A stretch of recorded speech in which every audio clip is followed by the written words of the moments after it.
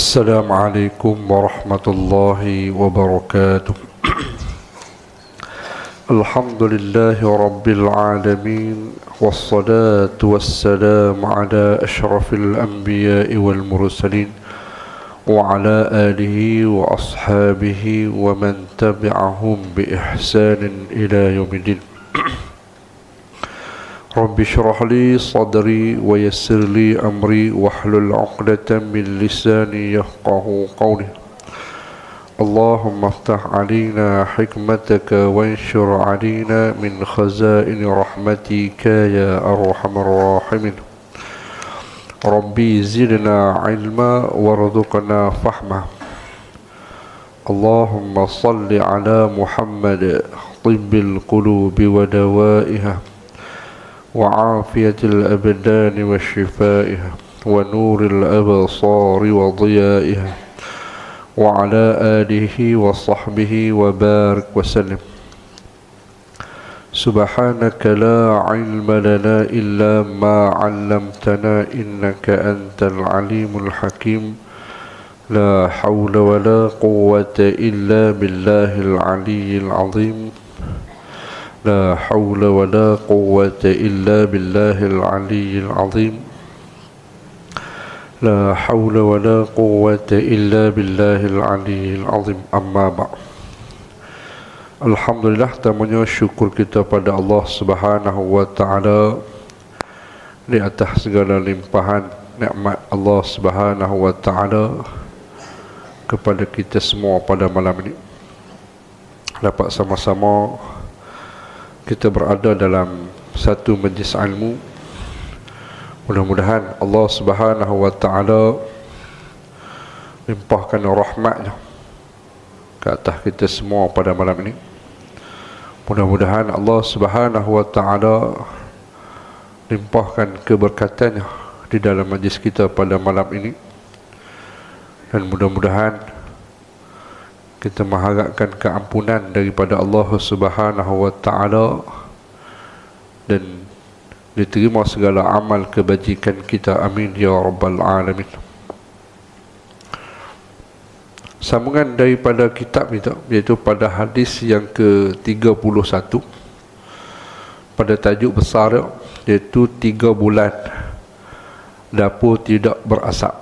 Ini tajuk bagi hadis yang ke-31. Kata musannif rahimahullahu ta'ala, qala syekh musannifu rahimahullahu ta'ala, an Urwata an Aisyah radhiyallahu ta'ala anha annaha kanat taqulu wallahi ya ibnu ukhti in kunna nanzuru ila al-hilali ثم الهلال ثلاثة أحلة في شهرين وما أكل في أبيات رسول الله صلى الله عليه وسلم نار قلت يا خالة فما كان يعيشكم قالت الأسودان التمر والماء إلا أنه قد كان لرسول الله صلى الله عليه وسلم جيران من أنصار وكانت لهم منايح وكانوا يرسلون إلى رسول الله صلى الله عليه وسلم من ألبانها فيسقينا. متفق عليه. Ini hadis riwayatkan Imam Bukhari dan juga Imam Muslim. Kata musannif rahimahullahu ta'ala, arti daripada hadis riwayatkan daripada Urwah an Aisyah radhiyallahu ta'ala anha, diriwayatkan daripada Urwah daripada Aisyah radhiyallahu anha annaha kanat taqulu, bahawasanya Aisyah radhiyallahu anha pernah berkata, kepada Urwah bin Zubair. Jadi Urwah dia itu iaitu Urwah bin Zubair. Wallahi ya ibnu ukhti, demi Allah hei anak saudaraku, iaitu wallahi ya ibnu ukhti, demi Allah hei anak saudaraku, kunna nanzuru ilal hilali thumma al hilal, sesungguhnya pernah kami melihat anak bulan,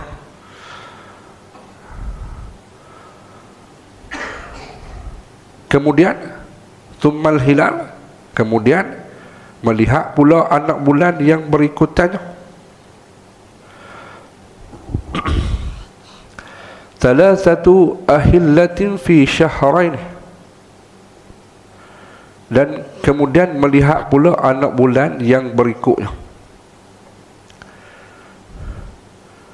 Itu nanzuru ilal hilahi thummal hilal, itu kami melihat akan anak bulan, thummal hilal, kemudian kami melihat pula anak bulan berikutnya, dan kemudian kami melihat anak bulan yang berikutnya. Maka 3 kali melihat anak bulan, iaitu salah satu ahillatin fi syahrain, iaitu 3 bulan, iaitu 3 kali melihat anak bulan.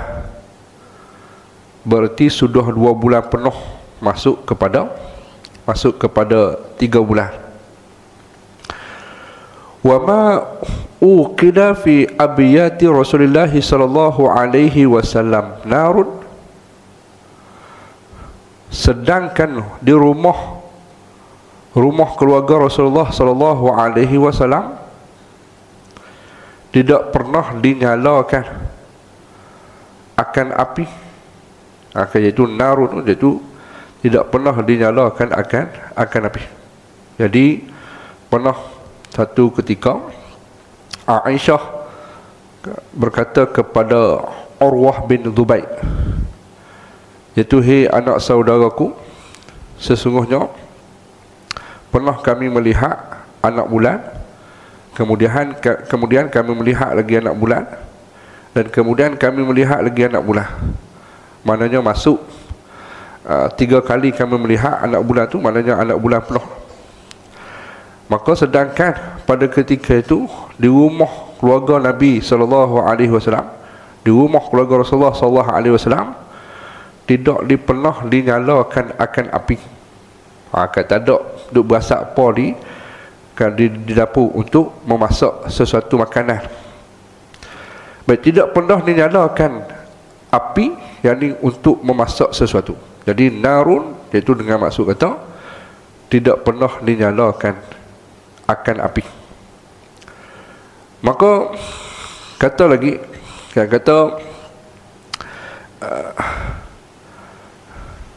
Urwah tadi,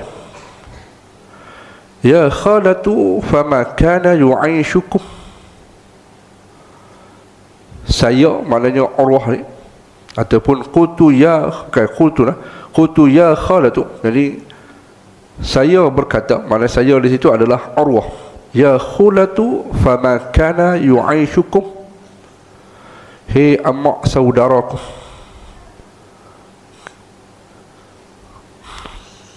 qalat al-aswadani at-tamru wal ma'u illa annahu qad kana li Rasulillah sallallahu alaihi wasallam. Maka apakah yang menjadi makanan dalam kehidupan keluarga Rasulullah sallallahu alaihi wasallam dalam masa itu? Jadi kata Urwah kepada mak saudaranya, iaitu Aisyah tadi, itu Sayyidatina Aisyah tadi. Maka lalu menjawab Sayyidatina Aisyah tadi,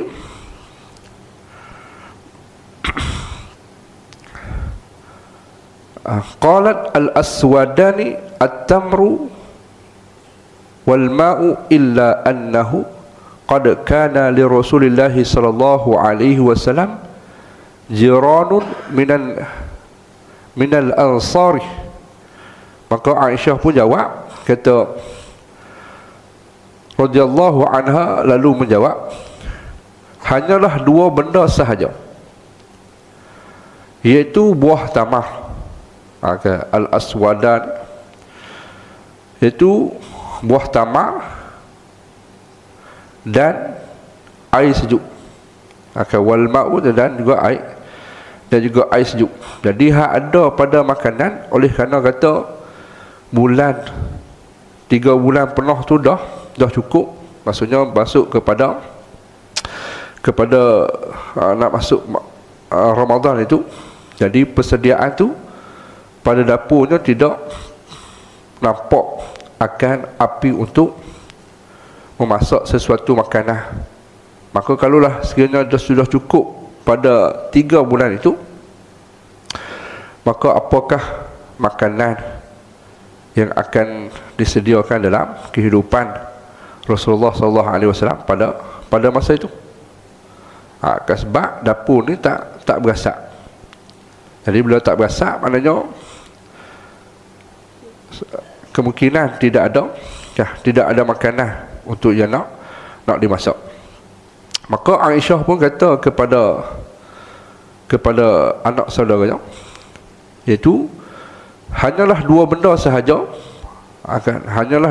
sahaja yang ada, iaitu buah tamar dan juga air sejuk. Jadi hak makanan yang ada pada ketika itu, yang ketika mana sudah cukup 3 bulan kan? Sudah cukup 3 bulan, Rejab, Syaban, Ramadan sudah cukup, maka hak persediaan makanan yang ada adalah buah tamar dan juga air sejuk. Air sejuk. Illa annahu qad kana li Rasulillah sallallahu alaihi wasallam jiranun minal ansari wa kanat lahum manayihu wa kanu yursiluna ila Rasulillah sallallahu alaihi wasallam min albaniha fayasqiyana. Iaitu, dan hanyalah Rasulullah sallallahu alaihi wasallam mempunyai beberapa orang jirah dari kalangan Ansar, jadi di kalangan kaum Ansar. Jadi makanan yang ada adalah buah tamar dan juga air sejuk. Dan jiran yang ada hanya beberapa orang jiran sahaja yang ada, iaitu adalah daripada kaum Ansar. Dan mereka mempunyai beberapa ekor unta yang diperah susunya, susu daripada unta tadi, dan dari masa ke semasa dihantar susu tersebut ke rumah Rasulullah sallallahu alaihi wasallam sebagai minuman kami.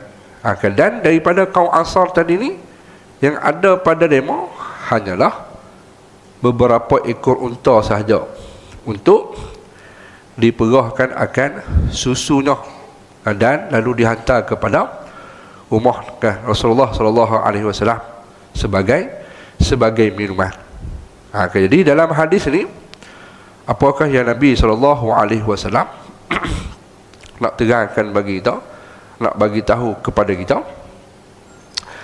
Jadi kata musannif rahimahullahu taala, keterangan daripada hadis ini, iaitu pada hadis yang ke-31 ini, kata musannif rahimahullahu taala, cuba bayangkan betapa sabar Rasulullah sallallahu alaihi wasallam bersama keluarganya dalam menghadapi kesulitan hidup.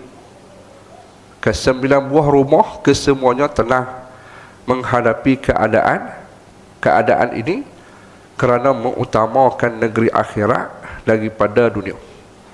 Jadi dalam hadis ni, kata musannif rahimahullah ta'ala, kita boleh lihat bagaimana keadaan Nabi SAW melalui liku kehidupannya, melalui perjalanan kehidupannya, iaitu diuji oleh Allah Subhanahu wa taala.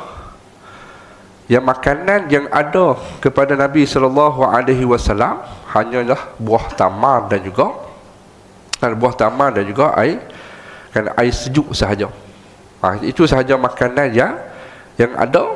Dan di kalangan dan di samping itu, jiran yang ada adalah daripada kaum Ansar, yang ada pada mereka itu beberapa ekor unta yang diperah akan susunya untuk diminum, kan?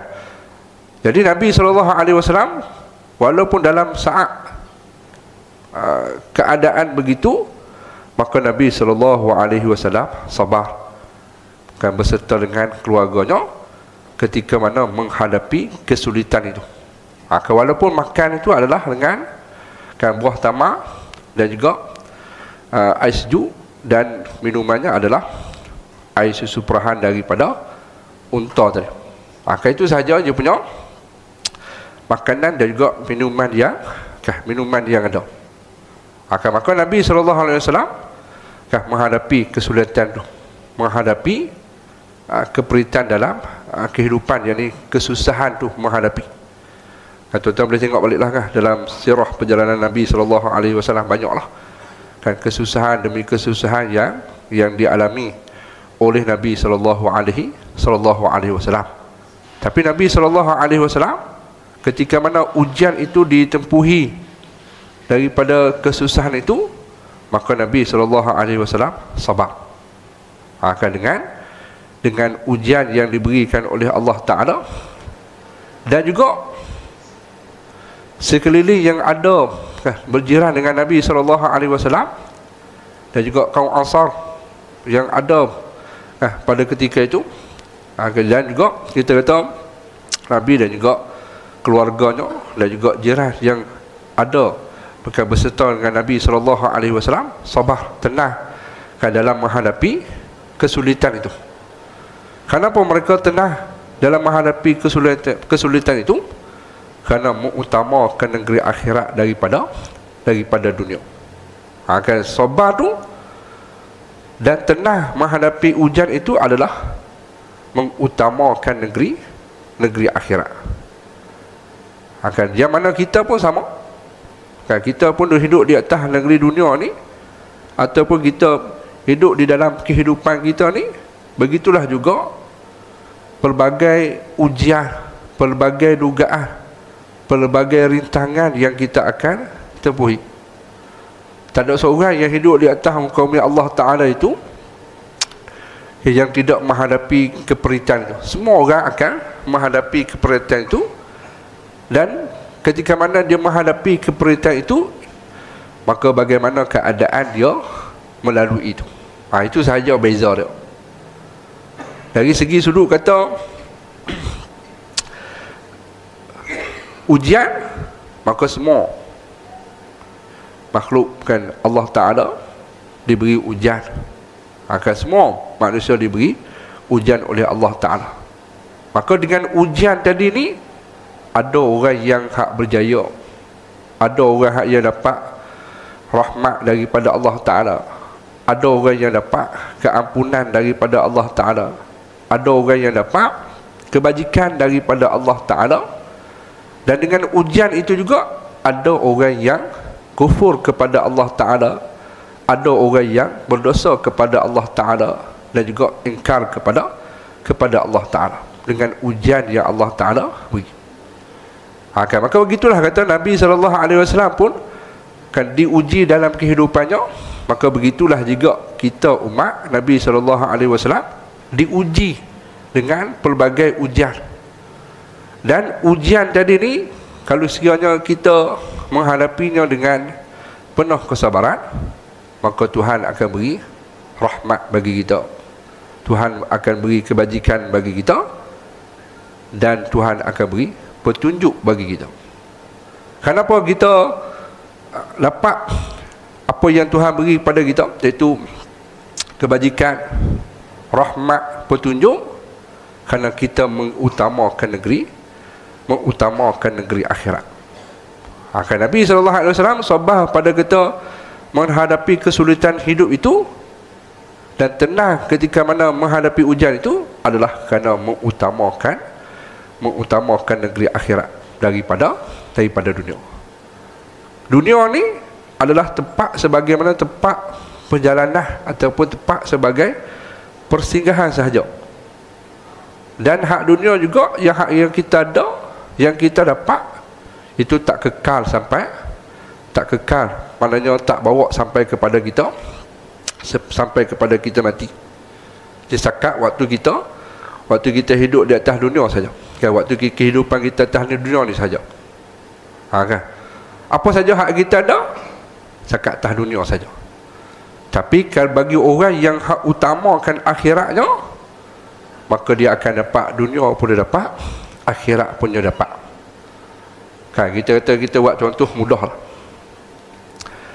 Kan, seorang yang ada hartanya, maka dia cari hartanya dalam kehidupan dunia ni, mana duit banyak, harta banyak, bukan duit, dan termasuklah duit pun banyak. Jadi duit dengan duit hak banyak dia ada tadi ni, walaupun banyak, tapi dia tak lupa bagi akhiratnya. Dia tak lupa bagi hak matlamat yang hak utama, dia tak lupa. Walaupun kata harta banyak, kan, duit banyak dan sebagainya banyak, tapi dia mengutamakan daripada akhiratnya. Kan sabar itu disebut kata sabar dalam melakukan ketaatan kepada Allah Ta'ala. Kan, sabar ni ada kalanya sabar dalam melakukan ketaatan kepada Allah Ta'ala, ada kalanya sabar itu adalah pada kata meninggalkan maksiat. Jadi kalau kata kita yang ada harta banyak, kan, duit banyak, dan juga segala hak perkara tu kita ada, maka ketika mana kita kan melakukan ketaatan kepada Allah Ta'ala, sabar. Kan, sabar kita dengan hak perkara yang wajib kita laksanakan. Kan, seperti mana kata kita harta banyak, tapi dengan harta banyak tu kita tak lalai daripada sembahyang jemaah. Dengan harta banyak tadi tu kita tak lupa daripada mulut kita berzikir. Dengan harta banyak kita tak lupa daripada membaca Al-Quran Karim dan sebagainya. Tak lupa perkara tu. Kan, tak kita buat, walaupun kata suka nak buat lah, tapi kita buat. Kenapa? Mengutamakan bagi akhirat. Begitulah juga pada kata kita nak tinggalkan hak maksiat. Maka nak tinggalkan maksiat itu adalah perkara yang susah, maka memerlukan kepada kesabaran. Kan, kita tengok orang dia tak sembahyang, nampak sihat molek, kan, dia tak sembahyang tapi rezeki dia murah, dia tak puasa tapi keadaannya baik dan sebagainya. Maka kita tengok dia ni tak ada apa pun, tak sembahyang pun okey je lah, tak puasa pun nampak okey je, sihat molek. Kali kita kan gamaknya boleh kot kita buat gitu kot ni. Kena bagi kan. Bagi dalam hati kita, pada diri kita ni ada nafsu dan juga godaan daripada nafsu dan juga syaitan. Maka bila kita tengok kata lemon molek buat tak ada apa kan, tak ada cara apa molek, sihat molek. Ada kita ni boleh ke buat gitu? Kan, hak benar maksiat lah. Tapi kita sabar. Kan, kita lawan daripada godaan. Kalau kata kita ikut kah, kita buat hal tu, kita tengok orang hak buat tu tak ada apa, kita pun buat.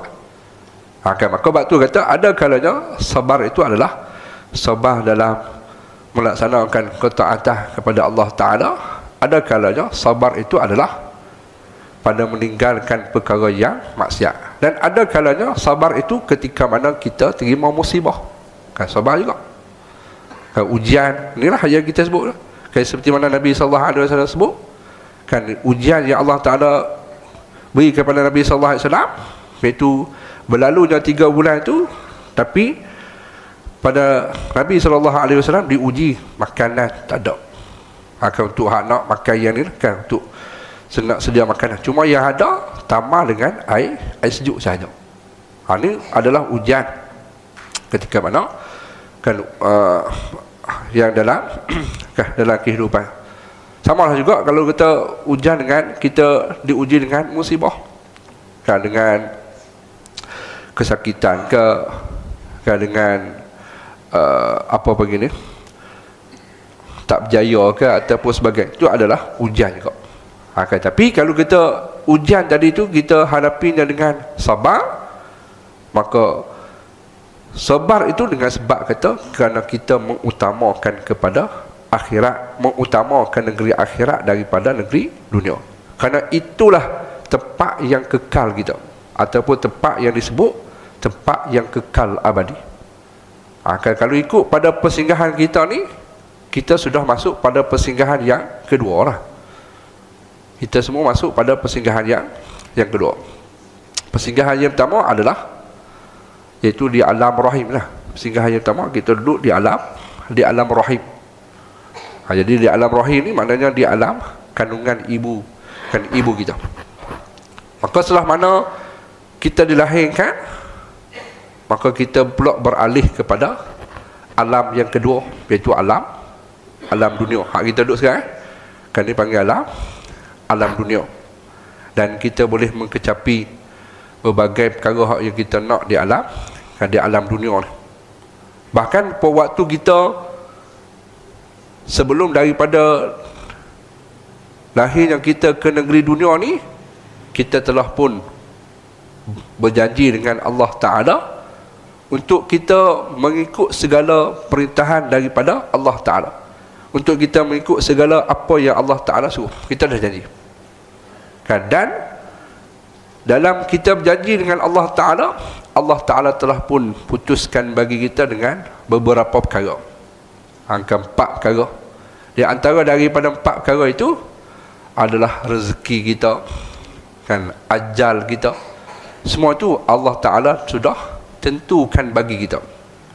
Bagaimana keadaan kita, kan? Dan telah mana kita lahir ke dunia, sama ada kita itu adalah orang yang sa'id ataupun orang yang celaka, orang yang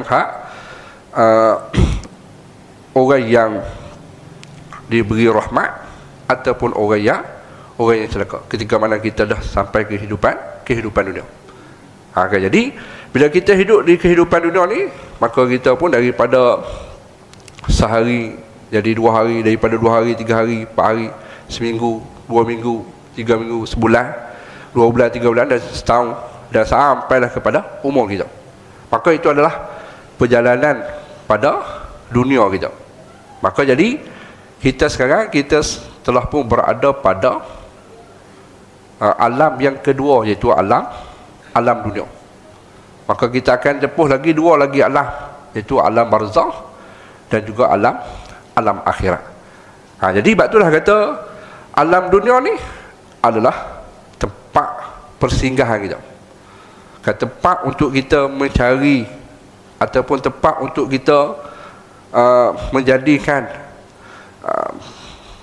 ataupun kebajikan yang kita buat di atas negeri dunia ni sebanyak mana mungkin kita buat, sebanyak mana boleh untuk kita buat, kerana itu adalah bekalan ketika mana kita akan bertemu pula dengan dua negeri lagi.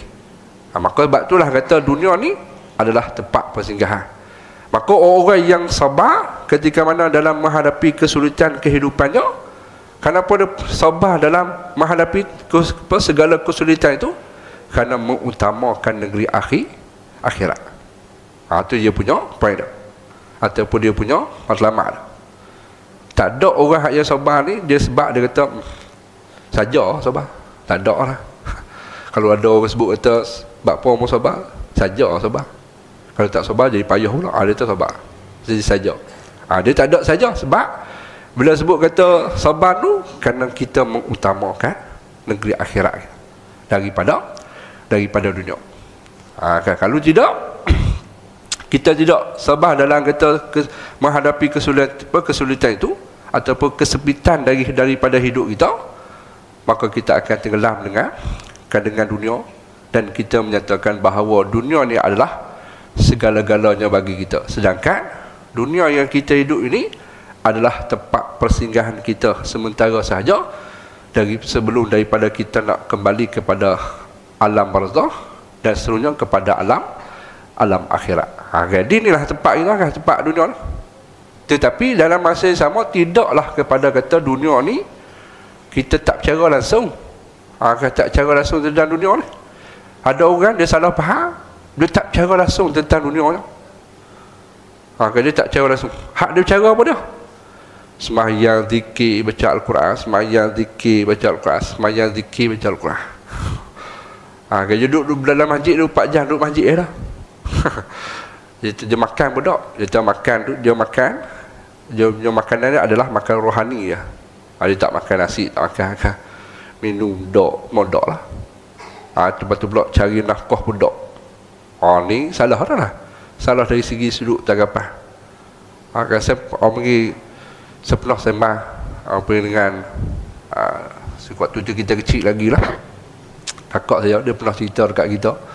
Dia kawan dia ada seorang, dia punya apa begini, kawan dia ikut apa tok laki suami pada kawan dia ni ikut apa begini jemaah tabligh lah. Bukan kata tabligh tu salah lah, tabligh tu tak salah lah, tapi orang hak bawa. Jadi ada seorang ni dia ikut, baguslah dia ikut tabligh tu, bagus. Sebab kita pun tak boleh buat apa lema dah. Pergi rumah ke rumah, ajak pula, lepas tu panggil duk jumpa sembah kita bab hak akhirat ni. Kita tak boleh nak buat gitu lah. Kita kalau pergi rumah-rumah, kalau orang marah kita, kita pun rasa marah balik lah. Tapi dia boleh buat. Kalau pergi ketuk rumah bagi salam kan, bagi salam perlu pula baru kita nak cara kan, baru kita nak ojak kita tentang akhirat ni. Kata rumah tu balik lah, kami tak mau dengar, kami bisa dengar dah ni. Tapi dia mau tak lawan. Sabarlah, pergi rumah lain pula. Ada hak pergi rumah tu kan bagi salam, tuan rumah jawab, tapi tuan rumah tu kami tak ada rumah. Padahal tuan rumah ada rumah, dia jawab lah, bila tak ada, kata tak ada rumah. Kan nampak kan, kita tak boleh nak buat gitu. Kita sakat kata duduk gini, kat ngajar gini boleh dah. Kalau kata duduk buat gitu payah nak buat. Kan bagus lah, maknanya tabligh ni bagus. Kan dari segi sudut dakwah dah bagus. Cuma ada kadang dia punya beberapa perkara lah. Di antara perkaranya yang hak berlaku gitu bukan dari segi perjalanan tabligh tu segi, individu yang bawa tu. Mungkin dia ni adalah orang yang sepatutnya bila masuk dalam jemaah, maka hak utama sekali adalah ilmu kena ada. Kan ilmu untuk kita nak dakwah orang, kita pun kena ada, ilmu tu kena ada. Pokoknya basic ada. Jangan kita tak ada basic langsung lah. Basic tu ada. Dia seorang ni dia ketika mana dia kan dia duduk cerita lah dekat dia punya rumah dia. Dia kata nak tak, dia kata saya belikan rumah, tapi rumah ni memang tak ada lagi orang duduk dia. Rumah ni memang tak ada lagi orang duduk, bahkan banyak lagi kosong tu banyak. Ke rumah dia 2 je, kan 2 tiang je. Tapi memang tak ada lagi orang duduk. Kan tak ada lagi orang duduk. Jadi rumah tadi boleh tangkap lah apa hak dia nak sebut tu. Jadi hak rumah hak dia katakan itu kan 2 saja tiang je adalah kubur. Kubur lah. Amal lah kubur amal. Apa kita tu banyak lagi kosong, banyak kosong. Bagus lah dia cerita hak tu bagus. Cuma dari segi sudutnya dia adalah orang yang memang kata, kalau kata dari segi sudut ibadah tu memang kuat lah. Kan ibadahnya kuat, zikirnya kuat lah. Cuma tak bekerja, nafkah dia tak cari. Kalau rumah dia cari kan, rumah dia ni kadang terpaksa kena minta pula lah, pasal tak cukup. Tu dari segi sudut tak cara langsung dengan dunia pun jadi masalah juga. Bukan kata dunia ni tak boleh tu langsung, tak boleh nak cara langsung dah. Kalau dunia tak cara langsung kan habis. Kan tak ada nak makan, dapur rumah tak masak langsung lah. Rumah tu tak cara langsung. Kalau gitulah. Apa kan? Jadi bukan tak boleh cara langsung dunia, boleh kita cara hal dunia ni. Bahkan itulah tempat dia punya sebagai asbab ataupun sebagai jalan untuk kita mendapat kebajikan pada negeri akhirat. Kan? Untuk kita dapatkan kebaikan pada negeri akhirat. Tapi kalau kata berlebihan ataupun ambil dunia tu adalah sebagai satu perkara yang memang kekal, kan, maka itu dia akan tenggelam dengan dunia itu sendiri. Kan? Tapi dia ambil dunia adalah sebagai mengutamakan pada negeri akhirat, maka dia akan selamat. Dunia pun dia selamat, akhirat pun dia selamat. Itu betul lah. Tapi kalau kata dia memang ambil hak dunia saja tanpa dia memikirkan kepada akhiratnya, maka dia akan tenggelam dengan dunia itu sendiri, bahkan dia akan lupa kepada akhiratnya. Jadi orang yang ketika mana menghadapi kesulitan dalam kehidupan, menghadapi dugaan dalam kehidupannya, apa sahaja diuji oleh Allah Ta'ala dan dia sabar, sabar itu adalah kerana mengutamakan akhiratnya. Sabar itu adalah kerana Allah Subhanahu Wa Ta'ala akan memberi ujian kepada kita untuk mengangkat martabat bagi seseorang. Dan dalam ujian itu juga, dengan sabar kita tadi, Allah Subhanahu Wa Ta'ala nak menghapuskan dosa kita. Maka dengan ujian tadi. Sebab itulah kata dengan sabar itu mengutamakan pada akhiratnya. Bahkan sabar itu bukan kata kita saja-saja, tapi sabar itu ada sebab daripada ujian yang Allah Ta'ala beri. Dan itu adalah tanda menunjukkan kata kita mengutamakan bagi Allah Subhanahu Wa Ta'ala. Maka jadi Nabi SAW pun diuji dengan kesulitan hidupnya. Maka di kesepitan hidupnya. Tapi Nabi SAW sabar menghadapinya. Maka kata musannif, suatu teladan, satu contoh yang amat tinggi jikalau kita dapat mengikuti 10% daripadanya, iaitu daripada tauladan, sudah banyak menyelesaikan masalah yang dihadapi dalam rumah tangga kita hari ini. Kalau kata kita ikut tauladan ataupun contoh yang tinggi daripada Nabi SAW, sabar dalam kehidupannya, walaupun ketika itu hanya makanan, ada buah tamar dan juga air sejuk saja, maka kalau dia boleh ikut dengan apa tauladan ini, maka dia akan menyelesaikan masalah yang dihadapi dalam rumah tangganya.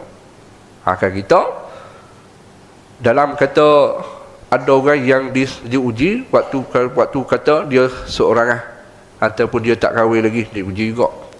Ketika mana kita duduk dalam rumah tangga dah, diuji juga. Dalam rumah tangga pun diuji. Diuji dengan kadang makanan tak ada, kadang duit nak beli makanan tak ada, ataupun kita tahu makanan tak ada ke apa, akan diuji. Jadi apa yang perlu kita buat pada ketika kata berlaku itu dalam rumah tangga kita ataupun dalam keluarga kita, iaitu utama sekali adalah sabar. Sabar ketika mana diuji gitu. Akan diuji kata makanan tak ada ke, diuji kata duit tak ada ke, ataupun saja diuji, maka sabar. Sebab Allah Ta'ala uji itu dengan pelbagai sudut. Bahkan kadang-kadang Allah Ta'ala uji dengan anak. Dengan anak. Maksudnya apa dia? Contoh kadang-kadang Allah Ta'ala uji dengan anak ni, kadang kita tengok poknya lebih lah. Poknya rajin, majid ni tak tinggal lah. Majid tak tinggal, kuliah tak tinggal lah. Lepas tu ngaji tak tinggal lah. Lepas tu mari anak pula lah, anak ni lah mayang dok lah. Dah mayang dok, majid apa lagi lah, tak rapat tu majid lah. Tak rapat tu majid memang tak rapat. Ngaji-ngaji memang dok. Dia anak pula jadi wah pula. Hujan lah tu, hujan. Dia apa hak yang perlu pada kita? Sabar. Sabar walaupun ketika mana anak kita dalam keadaan itu. Bukan maksudnya sabar biarlah je nak gitulah malam masa dah ubah tu. Tak ada usaha apa lah. Bukan maksud itu. Sabar dalam masa yang sama kita ikhtiar, dalam masa yang sama kita sentiasa istiqamah dengan doa. Bukan kata bila berlaku gitu, ya kita tak ada usaha apa. Itu salah. Tapi bila berlaku gitu, maka kita berdoa serta kita berusaha untuk menjadikan, kalau kata berlaku itu pada anak kita usaha jadikan dia lebih baik. Sebab Tuhan uji, semua kita akan uji. Sebab itulah kita kadang-kadang kita melihat seseorang yang diuji pada keluarganya, maka jangan kita rasa kita adalah keluarga kita yang lebih baik. Jangan kita rasakan kita adalah orang yang lebih baik daripada keluarga ini. Kadang-kadang ada orang yang diuji oleh keluarganya macam-macam. Anak dia buah ke, anak dia tak mayang ke, dia payah dengar kata ke, ataupun anak dia curi ke apa ke, maka kita sebahagian daripada masyarakat ni dia merasakan bahawa kata dia keluarga dia lebih lebih baik. Jadi bila kita melihat keadaan gitu, maka apa hak yang perlu kita buat? Kita ambil pengajaran, kita ambil iktibar. Bukan kita menyatakan sesuatu yang buruk yang berlaku itu, kerana yang menjadi ataupun yang memberi itu ataupun yang menjadikan daripada sesuatu perkara itu adalah datangnya daripada Allah Ta'ala untuk menguji bagi seseorang. Maka bila kena pada seseorang, maka kita yang melihat, maka kita kena ambil iktibar. Bukan kita kata dia, tu dia lah, tu dia lah, salah didik, atau lah, salah gini-gini. Bukan. Tapi kita bila melihat, maka untuk melihat bagi diri kita. Kan macam-macam kan Tuhan uji kan. Begitulah kalau kata dalam rumah tangga pun begitulah yang akan Allah Subhanahu Wa Taala uji. Kan uji itu dengan sama ada dengan makanan ke, dengan kewangan ke, ataupun dengan anak ataupun sebagainya. Maka yang hak utama sekali, contoh yang kita ambil yang paling dekat adalah Nabi SAW ketika mana menghadapi kesulitan dalam kehidupannya bersama dengan keluarganya, makanan tak ada, Nabi SAW sabar. Ni kunci dia. Dan kita dalam berkeluarga ni, kunci yang paling utama adalah sabar. Kan inilah yang perkataan yang kan dia disebutkan orang tua-tua dulu, ini dia selalu dia pesan bagi anak-anak ni, kunci yang utama dalam keluarga bila mudah kahwin, kunci utama sekali adalah sabar. Kan saya ingat pesan kan daripada kita kecil dulu, inilah yang kita dengar perkataan adalah perkataan sabar. Kan kenapa? Bila kita sabar, maka dia akan banyak boleh menyelesaikan beberapa masalah yang kita hadapi. Kenapa? Sabar itu adalah kita mengutamakan hak Allah Subhanahu Wa Taala. Jadi bila kita mengutamakan hak Allah Subhanahu Wa Taala, Allah Subhanahu Wa Taala beri kebajikan bagi kita, kan, beri kebaikan bagi kita, dan Allah Ta'ala bagi petunjuk bagi kita, yang ini jalan penyelesaian bagi kita. Tuhan bagi. Kan, Tuhan bagi kita. Ini semua kita akan melakukan dalam kehidupan kita berlaku. Kan, termasuklah kan kita yang ada ni, Tuhan uji dengan berbagai-bagai keadaan, macam-macam ujian yang Tuhan beri. Kalau saya waktu kita mengaji dulu, waktu mula-mula kita mengaji, memang kita diuji, memang tak reti pun langsung masuk sekolah agama ni zero, kosong. Kira tuan-tuan ni kemah dah. Apa panggil ni? Quran boleh baca dah lah, kitab boleh baca dah, bahkan kitab pun hafal dah ni dah. Kitab bukan berhafal dah ni kita. Kan kemah lagi lah dah kita. Apa kita ngaji zero, masuk tu memang zero, kosong lah. Maknanya dari segi sudut agama, bukan zero tu maksudnya bukanlah kita tak tahu langsung kata rukun Islam ke rukun iman, kita tak tahu, tapi dari segi sudut secara umum kita tahu mengenai agama ni dengan jalan yang betul, kosong, zero. Al-Quran tu memang zero, memang tak boleh nak baca. Jawi juga adalah memang zero, tak boleh nak baca. Bahasa Arab apatah lagi, memang zero, memang tak boleh baca. Tapi kunci yang utama mak kita ni bila balik kampung, bila cuti kan, bila kita pun madu kan mak kata ingat tak boleh ngaji, orang kata payah weh lah, payah weh nak boleh payah. Jadi tak reti tu duduk jadi hidup apa tak boleh gitu, ngaji pun dia tak boleh gitu. Kita pun jadi dah macam nak putus asa lah. Tapi mak ayah kita kata sabar, kunci tu. Saya ingat lagi lah perkataan lah, sabar. Kita sabar lah. Rumah ni mau masuk apa lama baru lah. Baru masuk sebulan, takkan masuk sebulan nak pandai dah lah. Takkan masuk sebulan tu kira boleh baca kitab dah lagi lah sebulan. Atau duduk loh. Kita pun tu kita tu takkan ayat tu kau bagi kita kan. Kita masa tu kita nak ada ayat-ayat lain kan. Ayat-ayat kita kalau kita waktu kita mengaji kan, tak apalah kadang-kadang tak boleh kan, pergi kan mengaji part lain kan. Gitulah kalau kita nak dengar lah. Tapi mak kita sebut kita sabar. Tu je yang kita sebut. Kita pun tak apalah je dekat kita sabar. Kita tak nampak lah. Jadi kita pun duduk mengaji lah.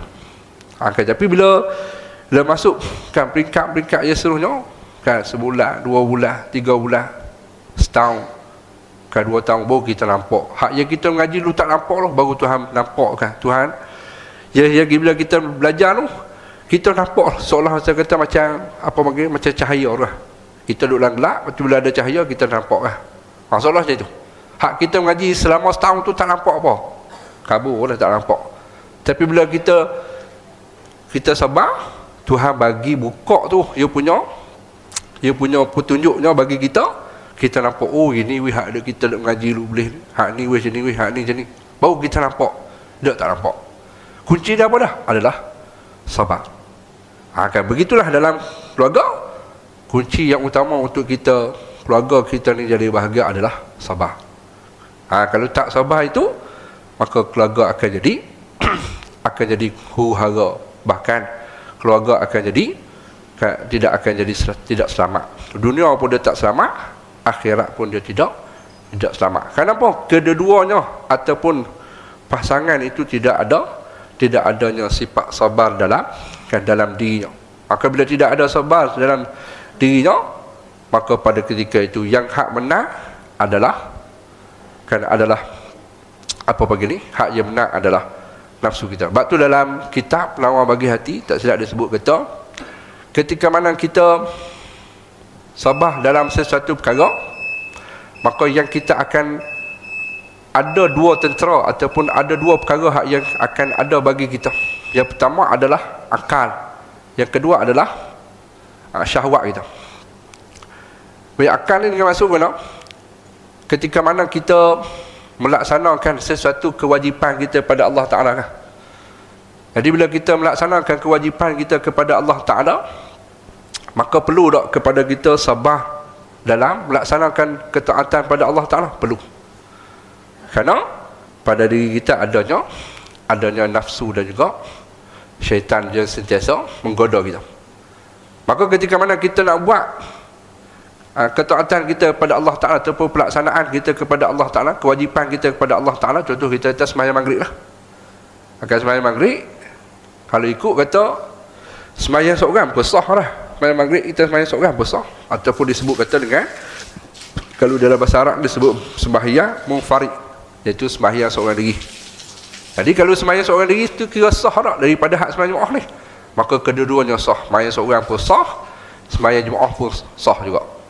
Tapi apa dia beza yang kedua-dua ni?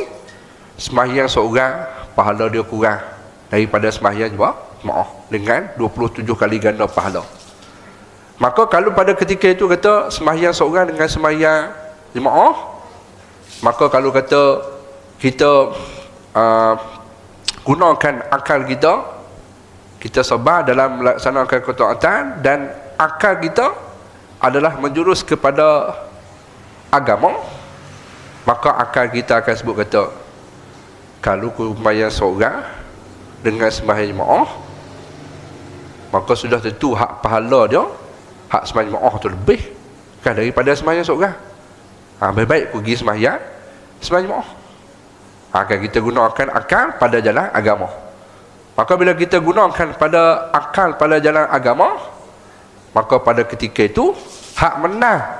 Waktu kita menahan ataupun kita sabar dalam ketaatan itu, maka yang menang pada ketika itu adalah menang kepada agama. Pasal apa akal kita kata, kalau sembahyang seorang di rumah dengan sembahyang jemaah di masjid, maka hak sembahyang jemaah di masjid ni besar lagi pahala daripada sembahyang rumah, maka kita pun pilih hak kita sembahyang masjid. Maka menang yang hak kita sabar tadi pada agama. Dan kalau sekiranya kita kata seorang yang buat sembahyang jemaah juga, tapi dia sembahyang seorang dengan hak sembahyang jemaah, tapi hak dia syahwatnya adalah cenderung kepada nafsu. Syahwatnya cenderung kepada nafsu ataupun cenderung kepada bisikan daripada syaitan. Maka akal dia pun bila dia cenderung kepada, tidak cenderung kepada agama, tapi cenderung kepada syahwatnya, nafsu syahwatnya, cenderung kepada bisikan syaitan, dia kata tak apa, kalau hari ni ada sembahyang jemaah, esok ada lagi sembahyang jemaah kan, lusa boleh lagi sembahyang jemaah, sebab lusa ada lagi. Tapi kalau kita gunakan akal kata pada jalan agama, dia akan kata kalau kata pergi esok, belum tentu esok aku ada lagi. Kalau belum esok tu aku hidup ataupun tak, dia akan fikir gitu. Tapi bila pergi kepada syahwat, maknanya akal dia guna kepada syahwat, maka pada ketika itu akan menang kepada syahwatnya. Jadi bila menang kepada syahwatnya, maka dia tak akan sampai kepada sembahyang. Nampak tak? Sebab itulah kata kunci yang hak utamanya adalah sabar. Jadi sabar ni dua keadaan, ada dua tentera yang akan kita hadapi. Yang pertama adalah akal, yang kedua adalah syahwat. Ini disebut dalam kitab Penawar Bagi Hati, dia sebut. Sebab itulah kata bila kita kan menghadapi kesukaran dalam kehidupan kita, kita ikutlah contoh tauladan sebagaimana Nabi SAW menghadapi dengan keluarganya waktu ketika mana makanan tak ada, yang hanya adalah tamar dan juga air sejuk saja. Tapi Nabi SAW bersama dengan keluarga dan juga jiran dia sekelilingnya sabar waktu kata menghadapi hujan begitu. Kerana apa? Kerana mengutamakan negeri akhirat, mengutamakan Allah Subhanahu wa ta'ala. Maka orang yang mengutamakan Allah Subhanahu wa ta'ala, Allah Subhanahu wa ta'ala beri kebajikan itu, dan Allah Ta'ala akan beri petunjuk kepadanya, dan sentiasa akan diberi rahmat daripada Allah Ta'ala. Habis itu. Dan kata musannif, dan di sesetengah rumah tangga yang ada pada hari ini, ramai isteri yang membuat tuntutan yang bermacam-macam kepada suami, minta dibelikan itu dan dibelikan ini. Ni panjang lagi. Dia bercara pula. Kadang-kadang hak boleh jadi tak sabar ni, kadang kan tok laki tu okey lah. Bila mari ke isteri ni kan, dia tak cara kepada tok laki dia. Tok laki dia ni kerja kita kata kerja kampung gitu kan. Kerja kampung ni kadang duit dia tak tetap. Kadang dapat RM30 kan, kadang dapat RM50, kadang tak dapat apa langsung. Jadi bila balik ni, bini lah jadi hak tak faham langsung lah. Minta nak macam-macam. Kamu beli ni tak lah, mu beli ni lah, beli gini-gini. Kita lah bukan nak beli hak murah-murah, nak semua hak mahal. Itu macam kata kita nak menghadapi keadaan ni. Keadaan kalau kata sekiranya tidak ada toleransi dalam urusan ekonomi itu, bagaimana keadaan. Jadi insyaAllah nanti kita sambung. Ada panjang lagi lah. Sebab tu pada bab ni dia panjang sikit. Dia ada lagi beberapa perkara yang kita nak disebut di sini. Cuma yang kita dapat dulu, dia punya poin yang kita boleh dapat untuk malam ni, bila berlaku apa-apa kesulitan dalam kehidupan kita beserta dengan sama dengan keluarga kita, maka kunci yang utama adalah sabar. Kerana kunci itu, bila kita sabar dalam menghadapi apa sahaja ujian yang Allah Ta'ala beri, sama ada dalam kehidupan kita ataupun keluarga kita, maka Allah Subhanahu wa ta'ala beri baginya rahmat baginya, dan juga petunjuk bagi orang yang sabar. Baik. Dan kata musannif, di sesetengah rumah tangga yang ada pada hari ini, ramai isteri yang membuat tuntutan yang bermacam-macam kepada suami. Wallahu a'lam. InsyaAllah kita sambung lagi, kita panjangkan lagi pada kata hadis yang ke-31. InsyaAllah nanti kita panjangkan lagi.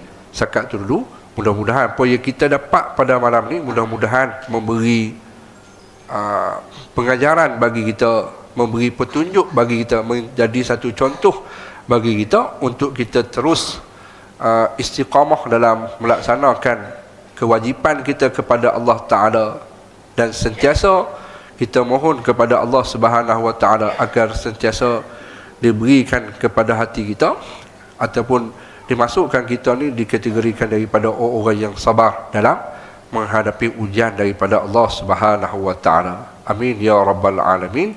Wallahu a'lam. Assalamualaikum warahmatullahi wabarakatuh. Bismillahirrahmanirrahim. Alhamdulillahi rabbil alamin. Wassalatu wassalamu ala asyrafil anbiya'i wal mursalin wa ala alihi wa sahbihi ajma'in. Allahumma inna nas'aluka ridhaka wal jannah wa na'udzu bika min sakhatika wan nar. Allahumma innaka 'afuwun karim tuhibbul 'afwa fa'fu 'anna. Rabbi zidna 'ilma warzuqna fahma. Sallallahu ala sayyidina Muhammad wa ala alihi wa sahbihi wasallam. Walhamdulillahi rabbil alamin.